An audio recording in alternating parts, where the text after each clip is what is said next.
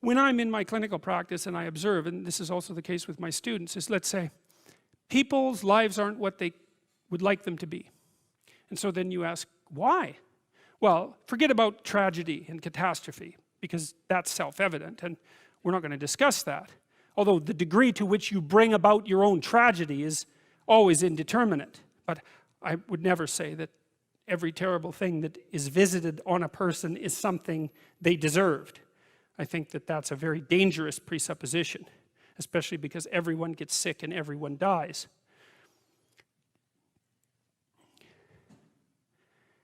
But one of the main reasons that people don't get what they want is because they don't actually figure out what it is.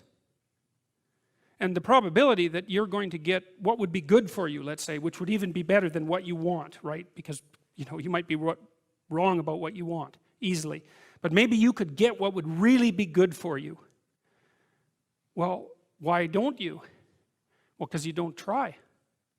You don't think, okay, here's what I would like if I could have it. And I don't mean in a way that you manipulate the world to force it to deliver you goods for status or something like that. That isn't what I mean. I mean something like, imagine that you were taking care of yourself like you were someone you actually cared for. And then you thought, okay, I'm caring for this person. I would like things to go as well for them as possible. What would their life have to be like in order for that to be the case? Well, people don't do that. They don't sit down and think, all right, you know, let's figure it out. You've got a life. It's hard, obviously. It's like 3 years from now, you can have what you need. You've got to be careful about it. You can't have everything. You can have what would be good for you, but you have to figure out what it is, and then you have to aim at it. Well, my experience with people has been if they figure out what it is that would be good for them, and then they aim at it, then they get it. And it's strange because they don't it's a strange thing. It's not quite that simple because, you know, you may formulate an idea about what would be good for you, and then you take 10 steps towards that, and you find out that your formulation was a bit off, and so you have to reformulate your goal. You know, so you're kind of going like this as you move towards the goal. But a huge part of the reason that people fail is because they don't ever set up the criteria for success. And so, since success is a very narrow line and very unlikely, the probability that you're going to stumble on it randomly is 0. And so there's a proposition here, and the proposition is, if you actually want something, you can have it. Now the question then would be, well, what do you mean by actually want? And the answer is that you reorient your life in every possible way to make the probability that that will occur as certain as possible. And that's a sacrificial idea, right? It's like, you don't get everything. Obviously. But maybe you can have what you need.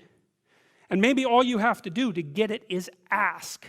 But the asking isn't a whim or today's wish.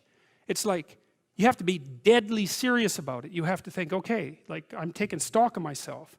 And if I was going to live properly in the world, and I was going to set myself up such that being would justify itself in my estimation, and I don't mean as a harsh judge, exactly what is it that I would aim at? Well, one of the things I've found is that in test of this theory, let's say, you could try this. This is a form of prayer, knocking.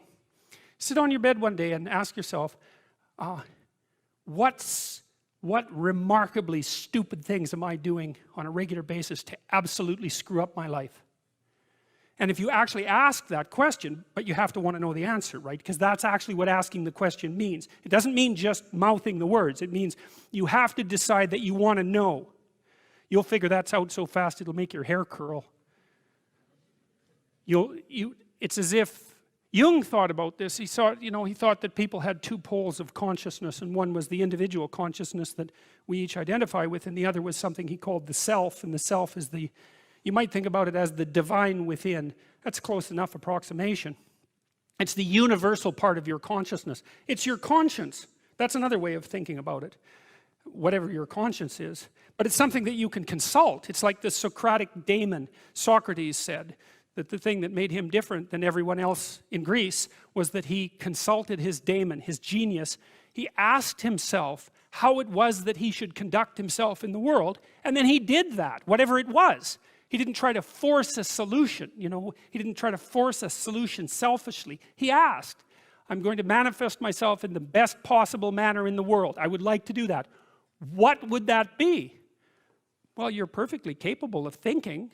God only knows how. You're perfectly capable of immense feats of imagination and dream and fantasy. God only knows how you do all of that. What would happen if you consulted yourself about the best possible outcome for you? You might get an answer. Well, that's what this proposition is.